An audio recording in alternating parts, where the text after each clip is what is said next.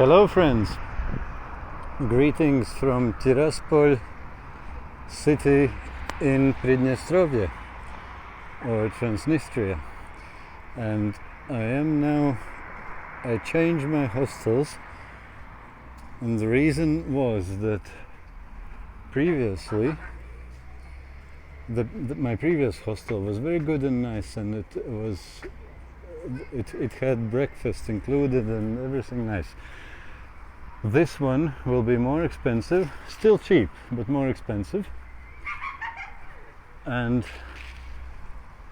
I'm taking it for my last night here because it is something unusual which I have never experienced before. I have heard about these capsule hostels which they have in Japan, but I have never been in one. And here, believe it or not, here in Tiraspol, in Pridnestrovye, they have one.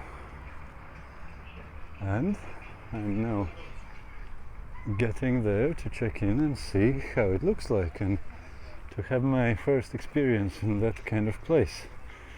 And it's unusual enough, so I thought I might show you that one as well. You might maybe enjoy,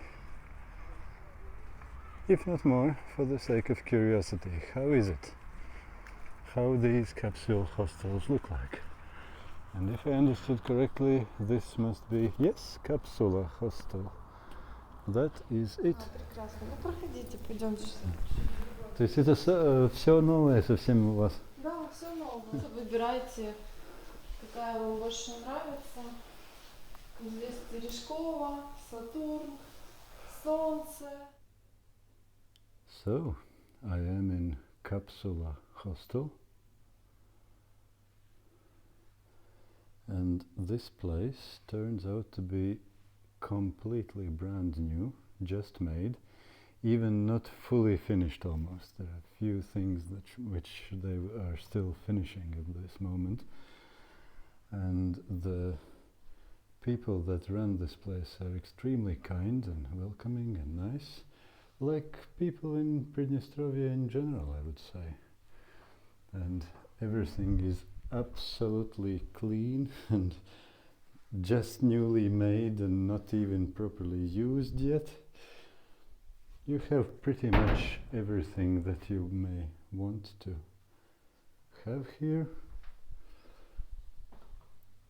You have your lockers as well, and that's the common area for friendly chats.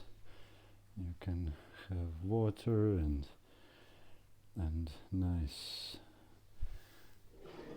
snacks which they welcomed me to use as much as I want, and as I say, they're extremely friendly and welcome and nice people who run this place.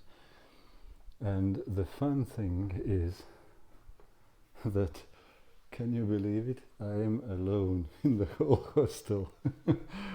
It's funny, I came to a hostel and these are the capsules, and as the host said, the capsules are nice in a way that you can still have the hostel kind of socializing effect or possibility, but at the same time you have your own privacy, your own space where you can shut and close the door, the curtain. And they said that if somebody else is snoring somewhere, you can't really hear it that much because of these capsule things. But there is nobody to snore. I'm alone in the whole place. There is nobody here. That's funny.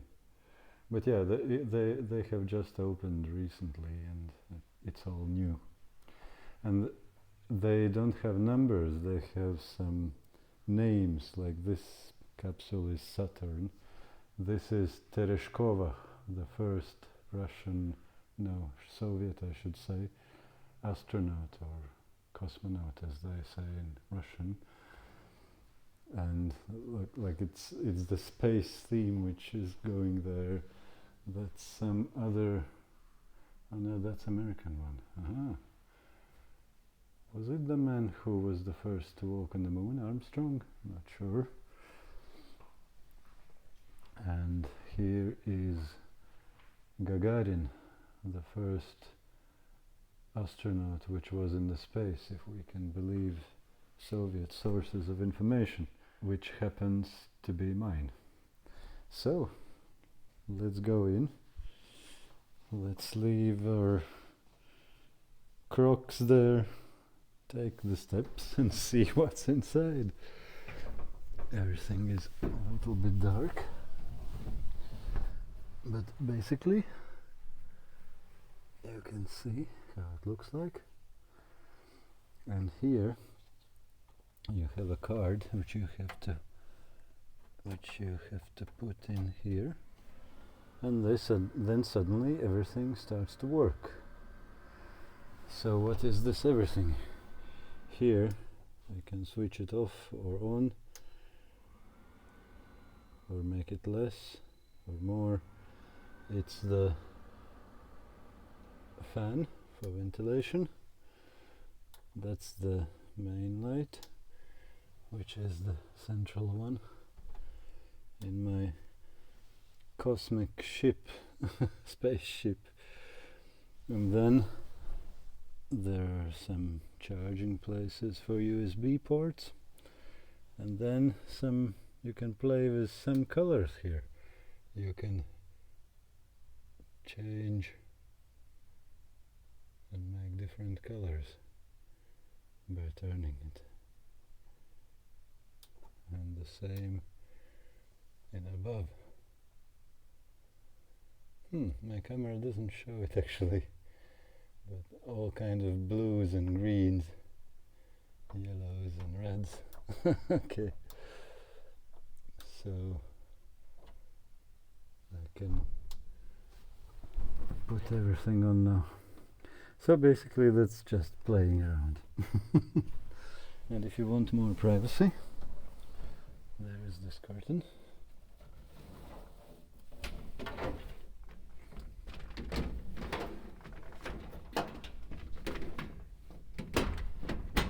Here you can actually turn this and lock. Interesting. And now I'm on my own in my spaceship. And if it would be very crowded around, I might find it very good. But at this situation I am alone in the whole hostel, so it's no big difference. So guys, that's how the Capsule hostel looks in Pridnestrovye. And if I feel that it's too boring and I feel too alone, I can go to the common area and socialize with myself. So let's have some, what do you call it? Some choco pie with my kvass, which I got earlier on in Benderi. Yes, this will work.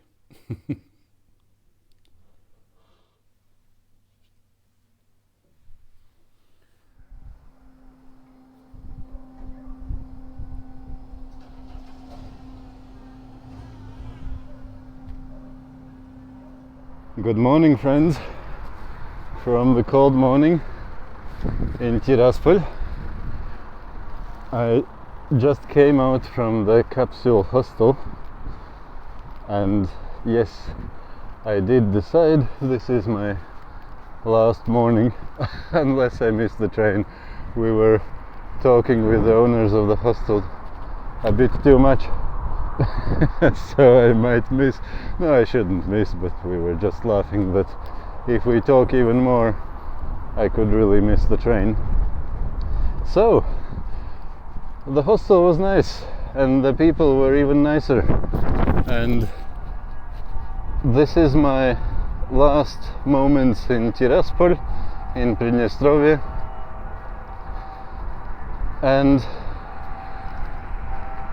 before I leave, I won't try to make a really proper summary now, but in general, just a couple thoughts. I would say I definitely liked this place, definitely. You probably saw it by my attitude already.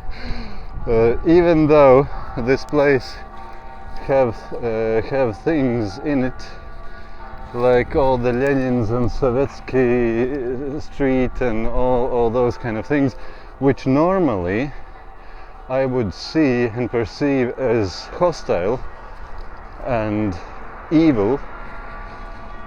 It's interesting that being here it didn't feel evil, but it feels just part of the history and part of, how would you say in English? In Russian I would say it's prikol. Joke, not really joke. Prank, something of that sort.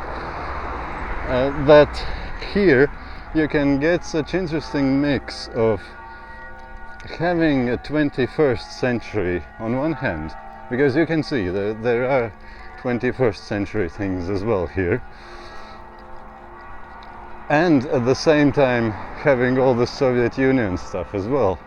So it's a very interesting contrasting mix, and perhaps these contrasts are one of the most interesting and attractive things here in Pridnestrovye. And these contrasts are both in physical things, like seeing a completely new Range Rover, Jeep or BMW,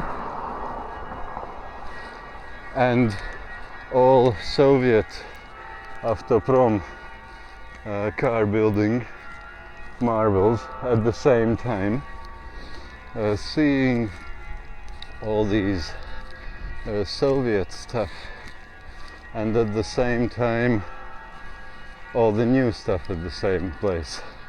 So these are in physical world, but also these contrasts you can see in people as well. In general, people are extremely kind, welcoming, nice, extremely helpful, and it looks like they don't see foreigners too often. So when they see that I'm not from here, it's very often people come to me and ask if I need some help, and if I want to find something, they could help me. And genuinely nice and warm-hearted, I would say, people in general. But at the same time, in that mix, you will find a rude Soviet-type trolley bus conductor or salesperson who is not here to sell things, so to speak, like in Soviet times, when you entered into some place or institution, especially if it was, I think I need to take this turn, but I will look in the map after I finish speaking to you. But I'm pretty sure this is the right one. The direction is definitely right. If you entered in some учреждение, or even places like Stolовая or hotel or those kind of places, even in Soviet times, you always felt that you are a problem for that person who is serving. That you are not a welcomed customer, as in the free world and free market society, but you are a problem.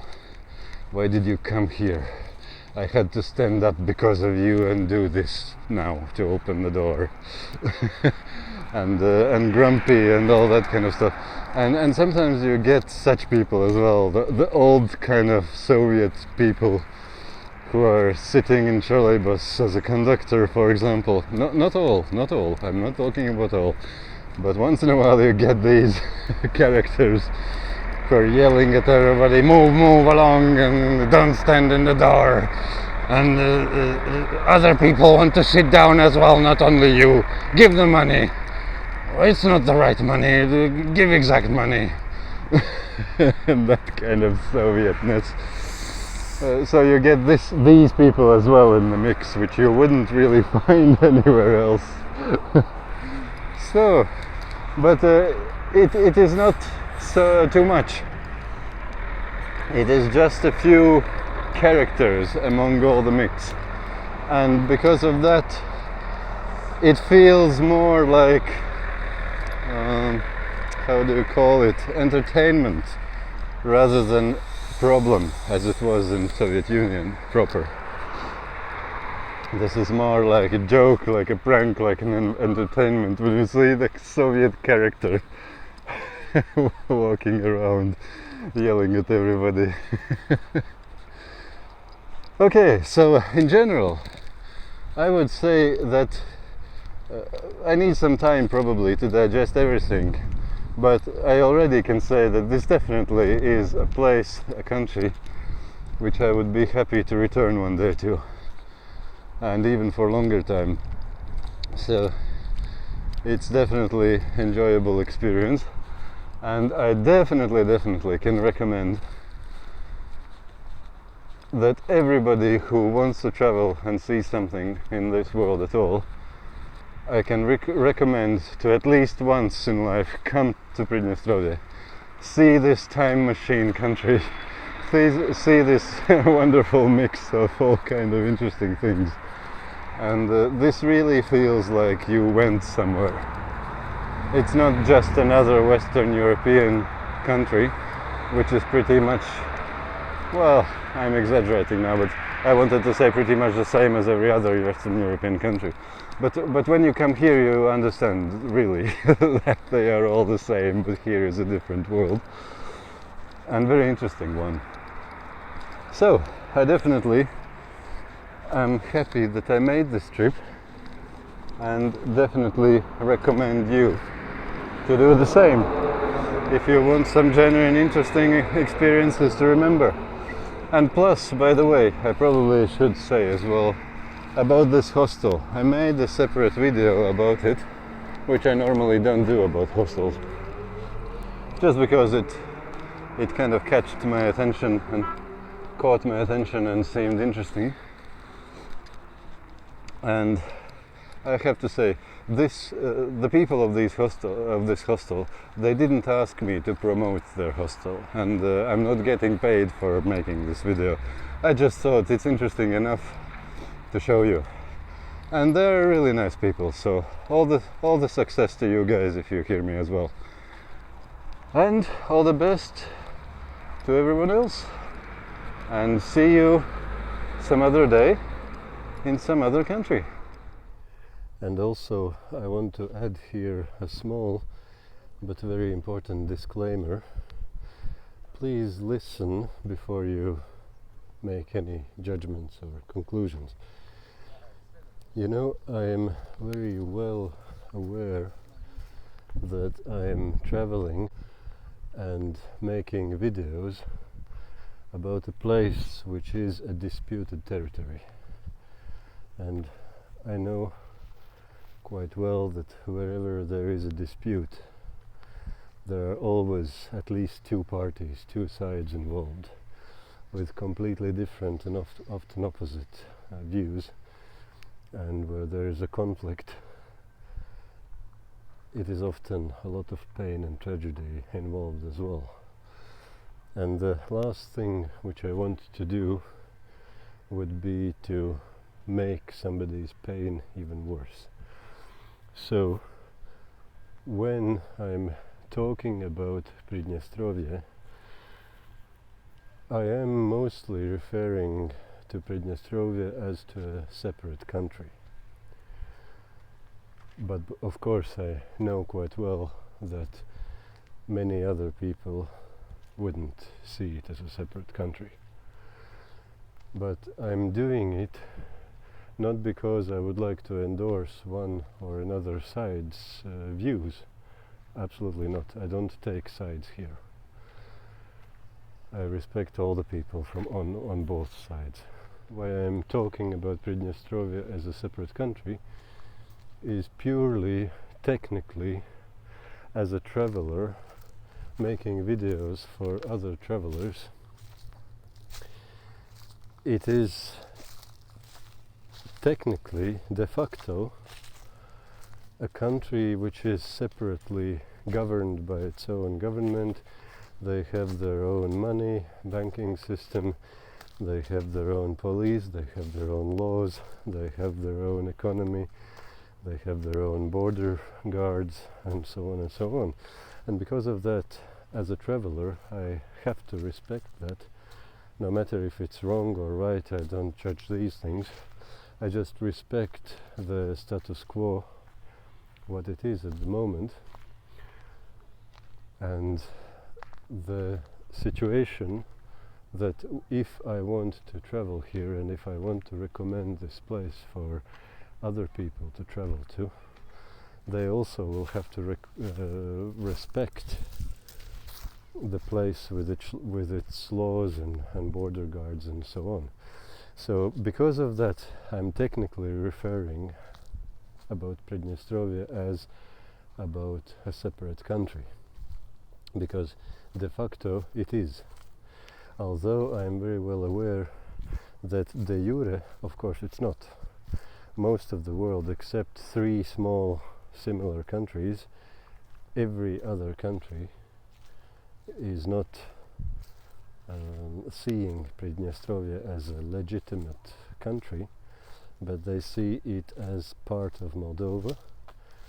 And I don't, like, who am I to judge? Is it right, is it wrong? Which side is right, which is wrong? And there are 2 reasons why I am very careful about any kind of judgments in this area. One is that in general, as a person, I don't want to call any other human being in any derogative terms. Like, I have heard that Moldovan side sometimes, well, maybe I have misunderstood it, maybe I have misheard, but that's what I kind of hear, that Moldovan side would see Pridnestrovians as separatists, even terrorists. Maybe that's too loud word, I don't know, but anything not too pleasant. And the Pridnestrovians see Moldovan side as some nationalistic knucklehead type cruel people who don't respect local people's majority who actually live there. And both ways to say it are very derogative to the other side. And as a human being, I don't want to use any derogative terms to any other human being. That's one reason why I don't take sides here, why I don't want to tell that one is right or another is wrong. And there is a second reason, even probably more important, because I know how terribly painful and difficult these things can be. I myself, I am grown up in Soviet Latvia, which was a huge problem and conflict, and I know how it can hurt and how it can cripple people's lives. And you know, who am I to judge about you people, both Moldovians and Pridnestrovians, and any terms I could use to say. Maybe I'm using wrong terms even here, I don't know. So if I say something which seems to be derogative or insulting to any of the sides, please forgive me. It is pretty much certain that I didn't mean it. It is just because of my uninformed situation where I just don't know. Even when I make jokes about overgrown pavements or train stations or such things, I could the same way have a laugh about, I don't know, holes in my t-shirt, my own. So I don't mean disrespect to you people, seriously. Why should I? And speaking about the conflict, the dispute, it's obvious that there are at least two sides and there is no simple solution. Because if there would be a simple solution, you would have long since solved it. You wouldn't take 30 years in this situation. You would have been long ago solved this problem. So obviously it's not simple. And I know that you, dear people, dear Moldovians, dear Pridnestrovians, real people who live in all these areas, I know that you have a lot involved. Like, you have all your lives, you have lived here, you have your livelihoods here. Many of you have lost their fathers in the war in '92. Many of you have injuries or mental tragedies going on and happening, and it is, I can imagine it's a huge thing. And now who am I? I'm just a tourist coming here for 3 days. Come on, I don't know anything. I'm just looking around. Who am I to judge you, either of the sides? And who am I to tell you how to live and which side is right and which side is wrong? I don't want to do it. So I don't say this disclaimer just for legal reasons. It's also really from my heart. I don't want anybody to be harmed by any words or pictures that I'm showing you. What I do want is that people see the place and enjoy the place and hopefully decide to visit the place, because I really enjoy the place, and I believe there are many other people who would enjoy both Chisinau and Tiraspol and all the other places. These are great places with great people and wonderful human beings living. So, all the best to you, and I hope, I took quite a good time to explain these things, but I hope I was able to make it clear and understandable that I'm not endorsing any of the sides. I'm not standing against anybody, and I'm not looking derogatively on any of the people involved. All the best, dear people. All the best to you, honestly.